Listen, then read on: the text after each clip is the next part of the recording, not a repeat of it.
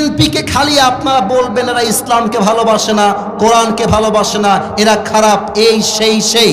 আমি আসিফ হুজুর ক্যামেরার সামনে স্পষ্ট ভাষায় বলছি, আমার পুরো বাংলাদেশে যদি এই পর্যন্ত 200 মাহফিল হয়ে থাকে, তার 100 মাহফিলেরও বেশি মাহফিল করেছে আমার বিএনপির ভাইরা। আমার মাহফিল, আমার ইভেন আমি যত মাহফিলে গেছি বেশিরভাগ মাহফিলে মাদ্রাসা চালায় আমার বিএনপির ভাইরা। আমি নিজে সাক্ষী। না, আমি কোন দলের দালালি করবার জন্য বলছি না, আমার কথাটা বোঝার ট্রাই করবেন। এটা স্পষ্ট প্রমাণ যে বিএনপিরাও মুসলমান, জামাত ইসলামও মুসলমান, আমরাও মুসলমান। অতএব হাতে হাত রাখেন, বুকে বুক মিলান। যদি আমরা ঐক্যবদ্ধ থাকি, আওয়ামী লীগ তো দূরের কথা, আগামীর বাংলাদেশে নব্য কোনো ফেসিবাদ তৈরি হতে পারবে না ইনশাআল্লাহ। আল্লাহ রাসূল সাল্লাল্লাহু আলাইহি ওয়াসাল্লাম যখন ইসলামের দাওয়াত দেওয়া শুরু করলেন, কালেমার দাওয়াত দেওয়া শুরু করলেন, অনেক কাফের বেঈমান নবীজির দাওয়াতের পরে কালেমা পড়ে মুসলমান হয়ে গেল। কিন্তু অবাক করা বিষয় হলো, মুসলমান হওয়ার পরে, ঈমান আনার পরে অনেক মুসলমানরা পরকালকে ভুলে গেল। অনেক কাফেররা দুনিয়ার প্রতি এমন ভাবে আসক্ত হয়ে গেল, কাফেররা বলতে লাগলো দুনিয়াই হচ্ছে আসল জীবন, আখিরাত বলতে পৃথিবীর দুনিয়ার পরে আর কিছু নাই, ডু ফুর্তি, নো টেনশন, যা মন চায় করো, কবর বলতে কিছু নেই, আখিরাত বলতে কিছু নেই। আপনারা তো নাউজুবিল্লাহ বলতে পারলেন না সবাই, আর একটু জোরে বলেন সবাই মিলে নাউজুবিল্লাহ। বলেন তো, এই জীবনের পরে আর একটা জীবন যে আছে, 3.5 হাত মাটির কবরে যে আমাকে যেতে হবে, ঢুকতে হবে, আল্লাহর সামনে যে বিচারের কাঠ করে আমাকে দাঁড়িয়ে হিসাব দিতে হবে, এর উপরে আমাদের সকলের বিশ্বাস তথা ঈমান আছে না নাই? আগেই বলেছি ঈমানের প্রশ্ন, বলেন সবাই আছে না নাই? এবার একটা উত্তর দেন, বলেন তো, যে জীবনে এখন আমরা আছি এটা হচ্ছে ইহকাল, the life of this world, দুনিয়ার জীবন। এরপরে যে লাইফে আমরা এন্ট্রি নিব, that is called life of hereafter, পরকালের জীবন। বগুড়ার সোলপোলের গলার জোর কেমন, মেধা কেমন, এই প্রশ্নের উত্তরেই প্রমাণ হয়ে যাবে। বলেন তো, দুনিয়ার জীবন কি বেশি লম্বা হবে না আখিরাতের জীবন বেশি লম্বা হবে?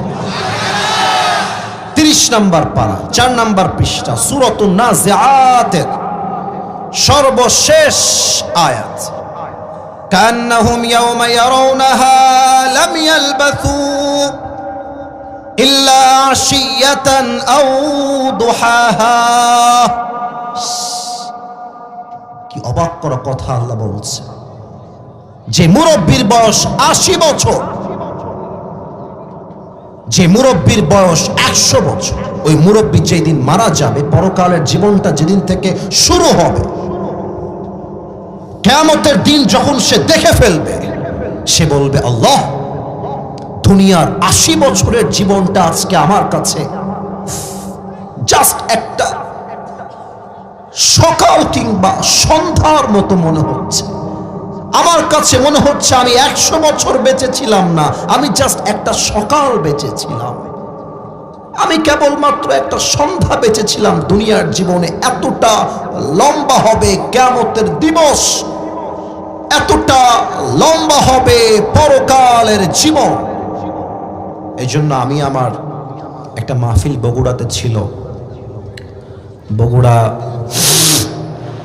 দুপচাচিয়া হয়ে আমি মাহফিলে আসছিলাম। পরকাল যে কত কাছে, মৃত্যু যে কত কাছে আমি নিজের চোখে দেখে এসেছি।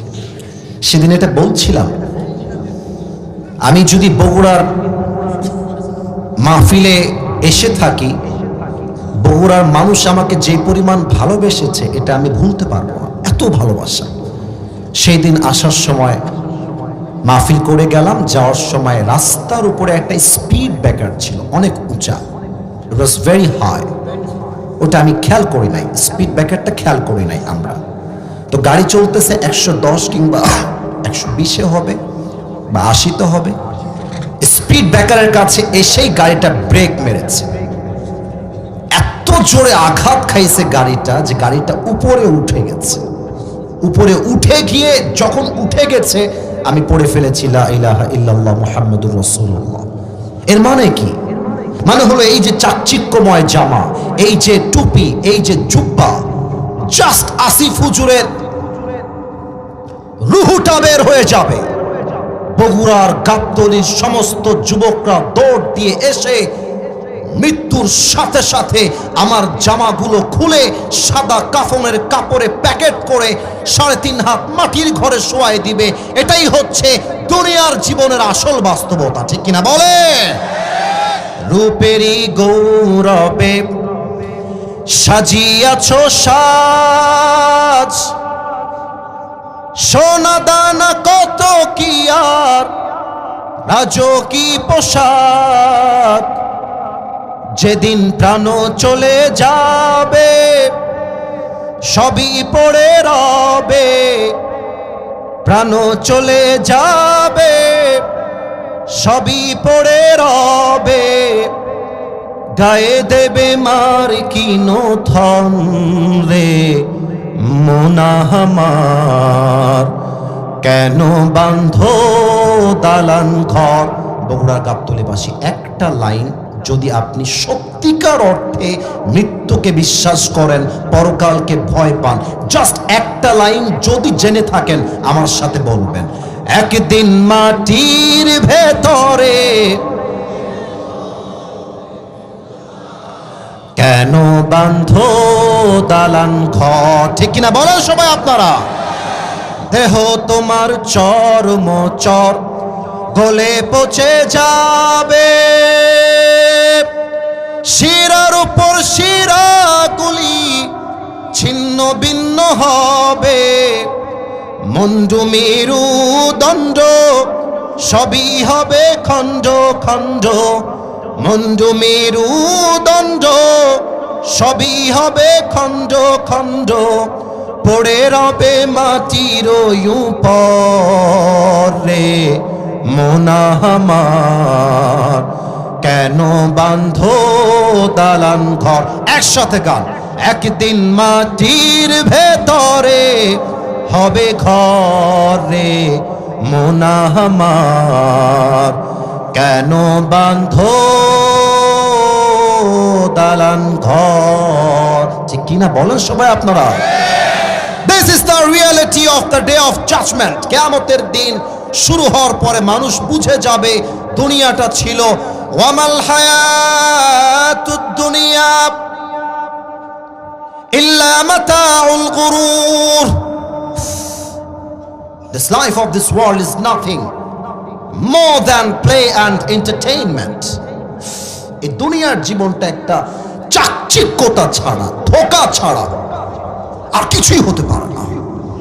আমার একটা তাবলীগের অভিজ্ঞতা আছে আমার জীবনে। আমি 3 দিনের জন্য তাবলীগে বের হয়েছিলাম মাদ্রাসা থেকে। যুবকরা তাবলীগ মানে অবশ্যই বুঝবা, বিভিন্ন মসজিদে গিয়ে মানুষকে দিনের দাওয়াত দেয়। আমি রাজশাহীর ভদ্রায় গিয়েছিলাম, posh area, just like Gulshan in Dhaka, just like Bashundhara in Dhaka. ঢাকার বসুন্ধরা গুলশান যেমন ভিআইপি, রাজশাহীর ভদ্রা তেমন ভিআইপি এরিয়া। একজন যুবককে আমি দাওয়াত দিলাম নামাজের জন্য। আমাদের আমির যিনি ছিলেন তাবলীগের, তিনিও দাওয়াত দিলেন। ওই যুবকটা সেদিন যা বলেছিল এটা আমার কলিজায় আজকে এখন পর্যন্ত দাগ কেটে আছে, এখনো দাগ কেটে আছে। ওই যুবকটা আমাদেরকে ইঙ্গিত দিয়ে বলতেছে, আপনারা আমার কাছে দাওয়াত দিয়েন না, ওইদিকে যান, ওইদিকে দাওয়াত দেন। তো আমির সাহেব বললেন, ওয়াই, তোমাকে দাওয়াত দেওয়া যাবে না কেন? What is the problem? সমস্যা কোথায়? যুবকটা বলবো, আরে ভাই, আমার বয়স তো মাত্র 25 বছর, আমার বিয়ে হয় নাই, আমি বিয়ে করব, বউ হবে, বাচ্চা হবে, তাদের বাচ্চা হবে, আমি নানা হব, দাদা হব। যখন আমার দাড়ি পেকে যাবে তারপরে ওমরা করে হজ করে এসে ভালো হয়ে যাব, নামাজি হয়ে যাব, আপনারা এখান থেকে বের হয়ে যান। কেউ হাসবেন না? না, আমি হাসির খোরাক দেই নাই, চিন্তার খোরাক দিয়েছি। এখানে অনেক যুবক বসে আছে, যে যুবকটা আজকে শুক্রবারের দিন ফজর থেকে নিয়ে এশা পর্যন্ত 1 ওয়াক্ত নামাজও পড়ে নাই। এখানে অনেক যুবক এমন বসে আছে, যে যুবক আজকের মাহফিল শুনে যাবে রাত 1টার সময়, বাসায় গিয়ে ঘুমিয়ে যাবে, ফজরের নামাজটা সে যুবক পড়তে চাইবে না। বলেন সবাই, আপনারা বলেন। এখানে অনেক যুবক আছে, যে যুবক হতে পারে আজকে শুক্রবার অথবা গত শুক্রবার মমইন পার্কে তার গার্লফ্রেন্ডকে নিয়ে ঘুরে আসছে। এই মাহফিলে এমন যুবক বসে আছে।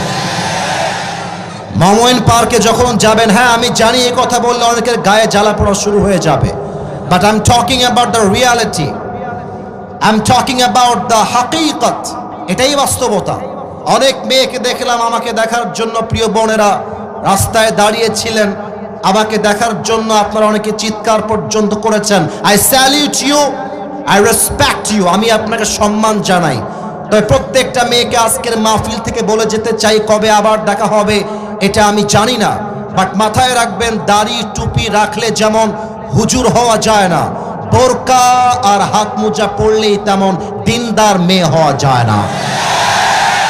বগুড়ার মমইন পার্কে যতগুলো মেয়ে শুক্রবারে বিকালবেলা প্রেম করে বেড়ায়, তার 80% মেয়ে বোরকাওয়ালি মেয়েরাই প্রেম করে বেড়ায়। বগুড়ার গাবতলীর ভাড়া দেখলেই মনে হবে यार ये तो अभी जन्नत से भाग के दुनिया में आई है। इतनी अच्छी लड़की कोई भी हो सकता है यार। এত ভালো মেয়ে, হাতে মোজা, পায়ে মোজা, মুখ ঢাকা, চোখ ঢাকা, অথচ এই বোরকাওয়ালি মেয়ে একাই বোরকা পরে মেসেঞ্জারে 4টা বয়ফ্রেন্ডকে নাকের ডগায় দড়ি লাগায় ঘুরায় বেড়ায় যুবক।